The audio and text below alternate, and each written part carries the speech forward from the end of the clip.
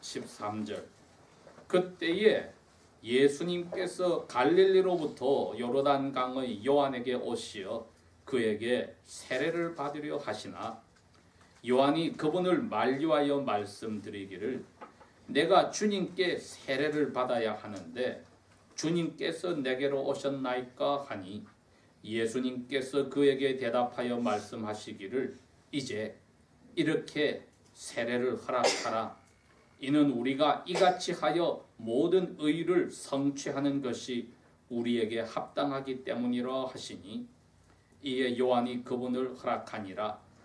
이에 예수님께서 세례를 받으시고 물에서 곧바로 올라오실 때 보라 하늘들이 그분께 열리고 그분께서 하나님의 영께서 비둘기 같이 내려 자기 위에 임하심을 보시더니 또한 보라 하늘로부터 한 음성이 있어 말씀하시기를 이는 나의 사랑받는 아들이라 내가 그를 매우 기뻐하노라 하시니라.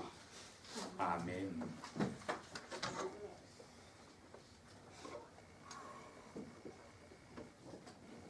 오늘이 저희 달력으로는 1월 둘째 주일이 되겠지만은 지난 주일이 1월 첫째 날과 겹쳤기 때문에 그날을 1월 첫째 날 신년 예배로 했다면 오늘은 신년의 첫 번 주일로서의 예배를 한다고 저희들이 생각을 하겠습니다. 지난 주일은 이 세상에서 우리가 그 무엇보다도 누구보다도 예수님만을 가장 사랑하는가 하고 스스로에게 질문을 던져 보았습니다. 오늘은 이제 2017년을 우리에게 얼마 동안 주실지 아무도 알지 못하지만 우리 마음의 말씀을 받고 다져야 할 점이 이것입니다. 우리가 그리스도인들이라고 불리는데 그것은 예수님의 이름으로 세례를 받았기 때문에 붙인 이름입니다. 그러니 그 예수님이 우리에게 주님이 되시고 구세주가 되시는가? 이 두 가지를 또 질문을 해보아야 합니다.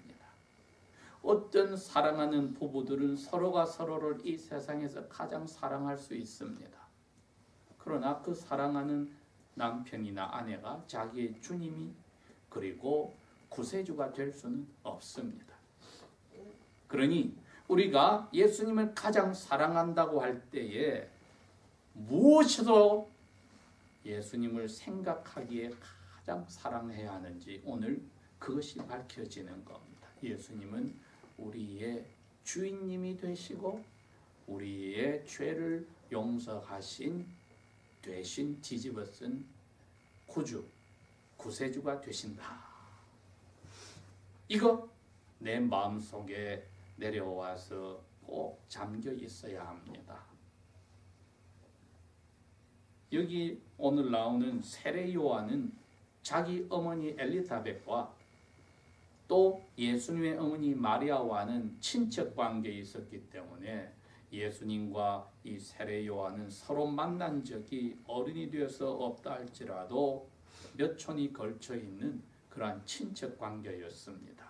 나이로는 세례 요한이 6개월이 더 먼저 나서 나이가 들었지만 자기 아버지를 따라서 제사장의 길로 들어서지 않고 요단강 건너편 광야에서 낙타를 껍질을 자기 겉옷을 입고 메뚜기와 광야에 있는 벌꿀로서 삶을 사는 모습이 여기 세례 요한의 모습입니다. 그리고 자기 자신을 사람들에게 소개하기를 난 이 광야에서 외치는 소리에 지나지 않는다고 고백한 사람입니다. 사람들이 자기를 무엇이라고 높은 사람으로 하려 할 때 자기는 절대로 그런 자리에 있지 않다고 고백한 사람이었습니다. 이분이 오늘도 요단강가에서 하나님의 명령에 따라서 사람들에게 세례를 주고 있었습니다. 그런데 자기의 먼 친척되는 나사렛에 오신 예수님이 자기에게 왔습니다. 예수님이 이분에게 찾아왔을 때 그 자리에 있던 많은 사람들의 생각이 딱 하나뿐입니다.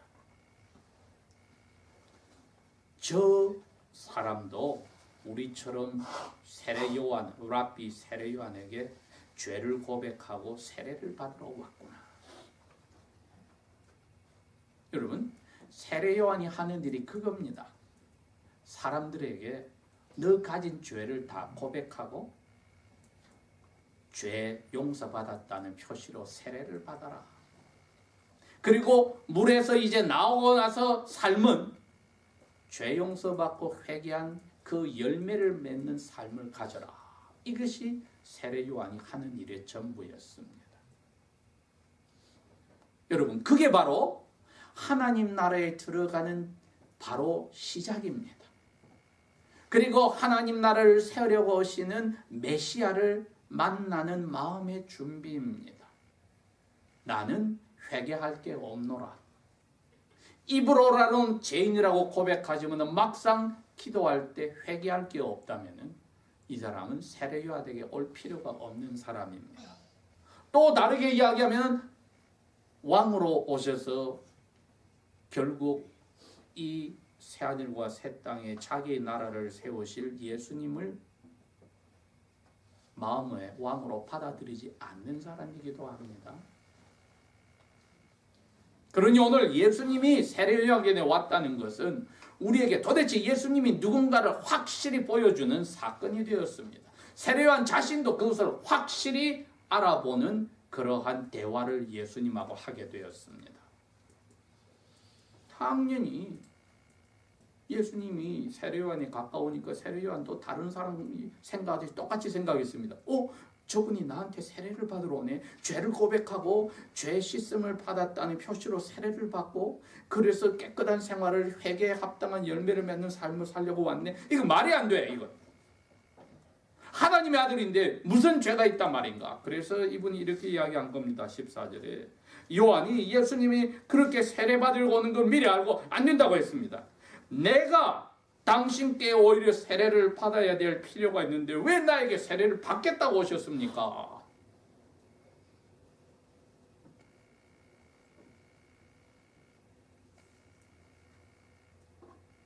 그 당시에 세례 요한이 입을 벌려서 하는 이야기가 이거였습니다.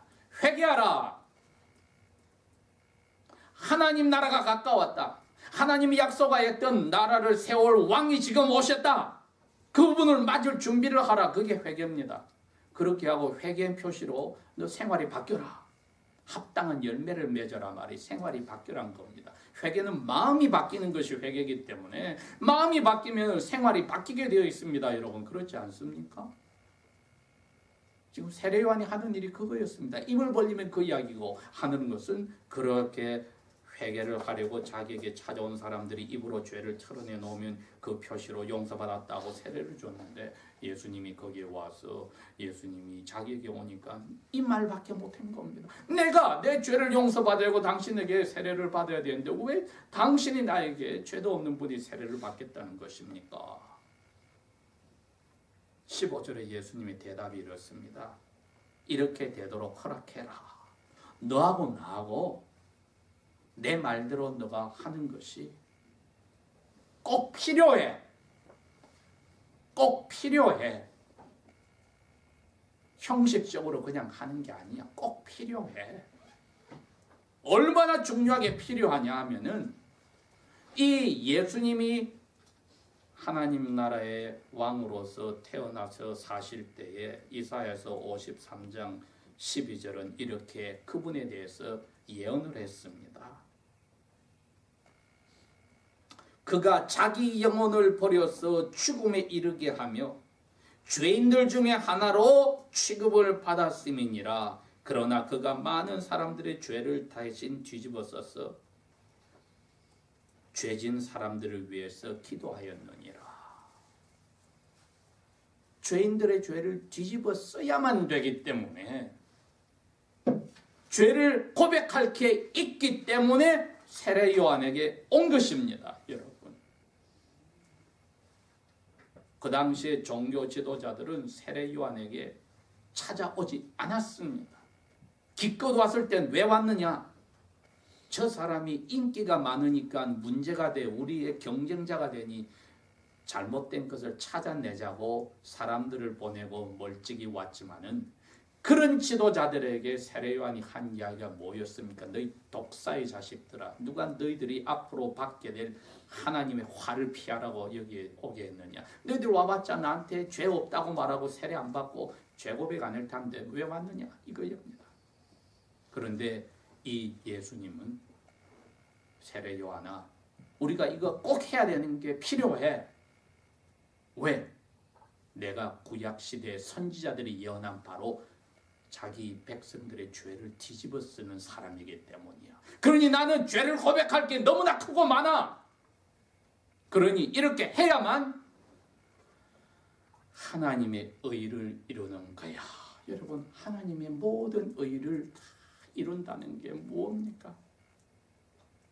세례 요한이나 옆에서 듣는 제자들의 귀에는 다른 게 아닙니다. 하나님 명령대로 사는 것이 하나님의 의를 이루는 것입니다.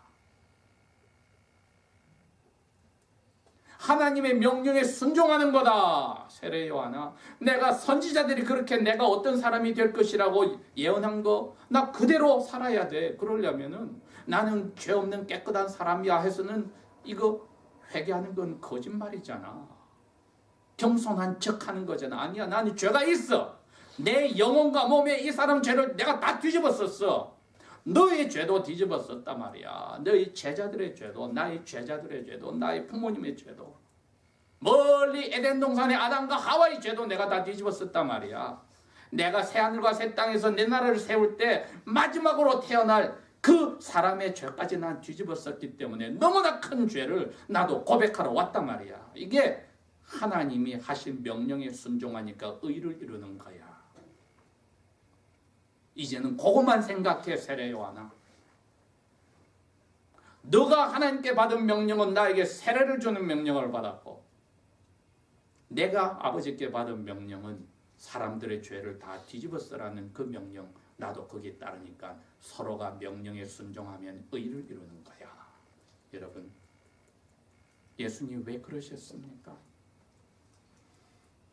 그래야 나중에 십자가에서 죽으실 때, 아, 이거는 하나님의 자녀들의 모든 죄를 벌내리시는 거구나 하고 예수님 받으시고, 그것을 듣거나 본 사람들도 아, 저기서 내 죄가 벌을 받았구나 하고 깨달으란 겁니다.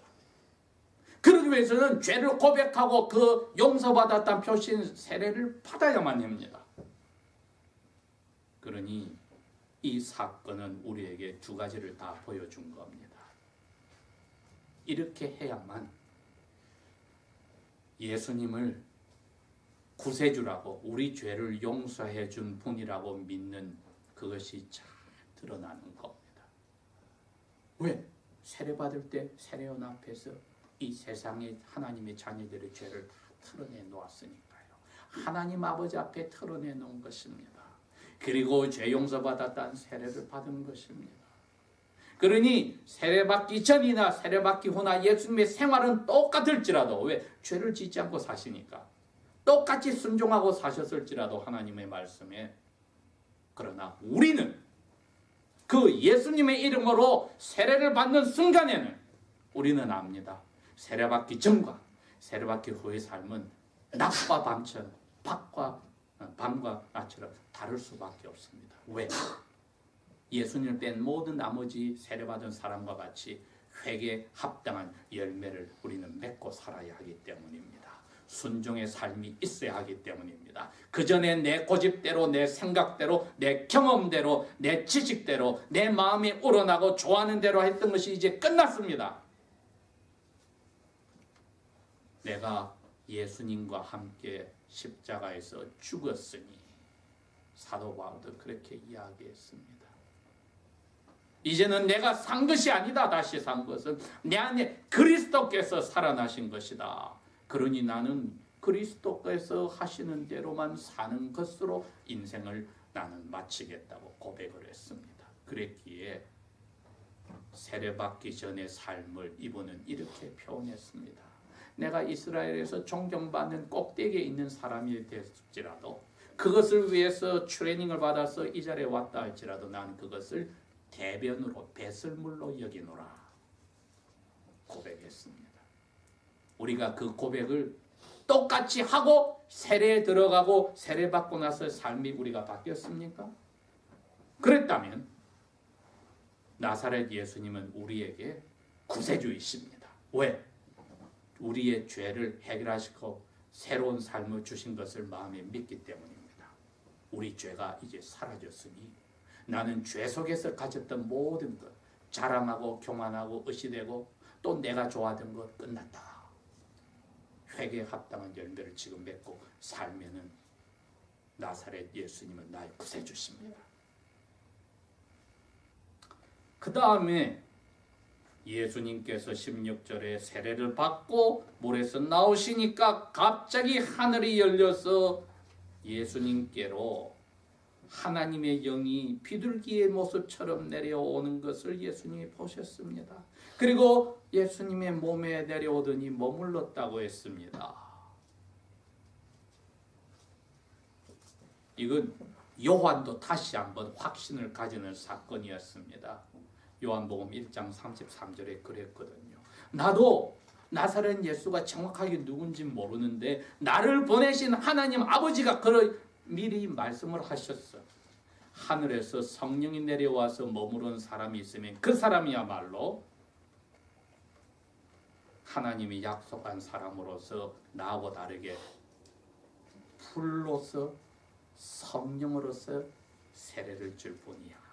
자기도 눈으로 과연 이분이 말씀하신 대로 이분은 하나님의 아들이라는 것을 다시 한번 마음에 붙잡았습니다. 그런데 17절이 이렇게 됐습니다. 보라, 하늘에서 사람 목소리가 나왔다. 이는 내 사랑하는 아들이다. 이 아들은 내가 너무나 좋아한다. 왜? 아들이 나를 기쁘게 하니까.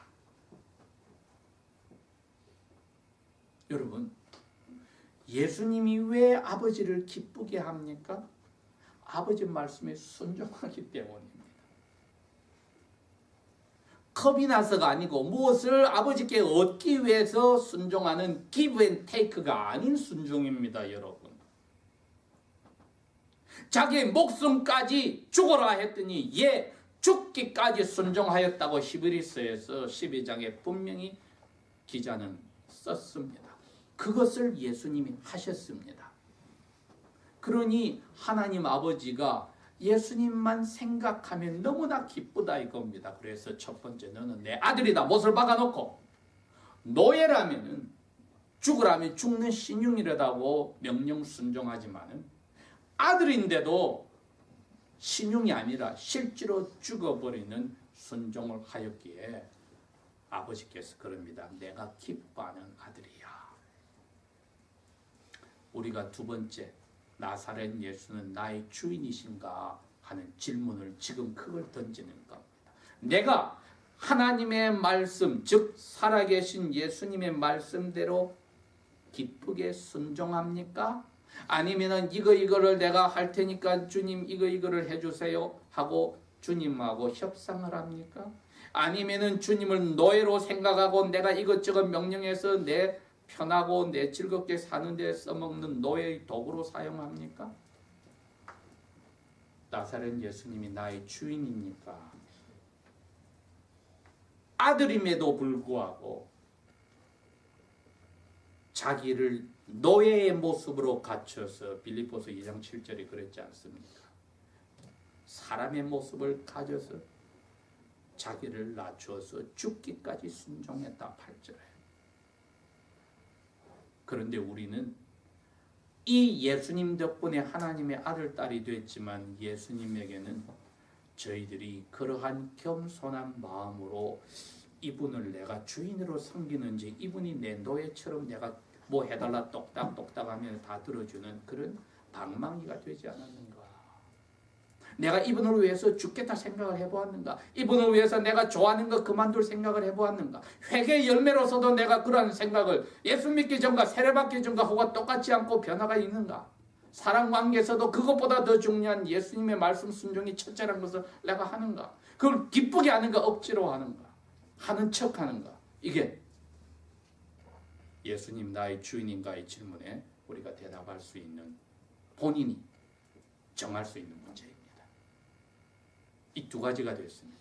나의 죄를 해결해 준 구세주가 되셨고, 그리고 나의 주인으로서 아들로서 아버지께 순종하고 아버지를 기뻐하듯이 나도 예수님을 주인으로 섬겼다면 기쁨으로 하는지, 아니면 아직까지 난 그걸 못하겠다고 뻗대고 있는지, 그러다가 주님이 갑자기 나타나시면은 바위와 산아 나를 가려라 하고 두려움에 떠는 자리에 가지 않기를 바랍니다. 나사렛 예수는 나의 주인이시여 나의 죄를 해결하신 구세주이십니다. 기도하겠습니다.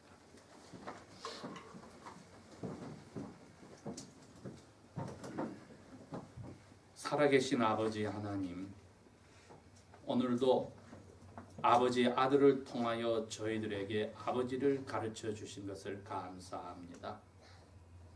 그 아들에게 저희들을 보내주셔서 예수님의 동생들로 제자들로 삼아주신 것을 감사합니다.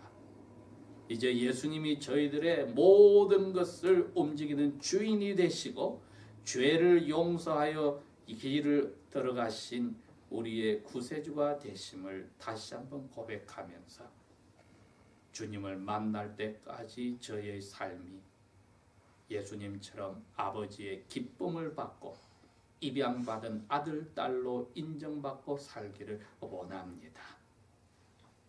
아버지와 예수님의 사랑이 우리의 믿음을 뿌리를 내리고 토대가 되게 강하게 하셔서 우주를 채운 아버지의 그 능력을 맛보고 살게 저희들을 훨훨 나는 그러한 신앙인으로 이끌어 주십시오. 예수님 이름으로 감사 기도합니다. 아멘.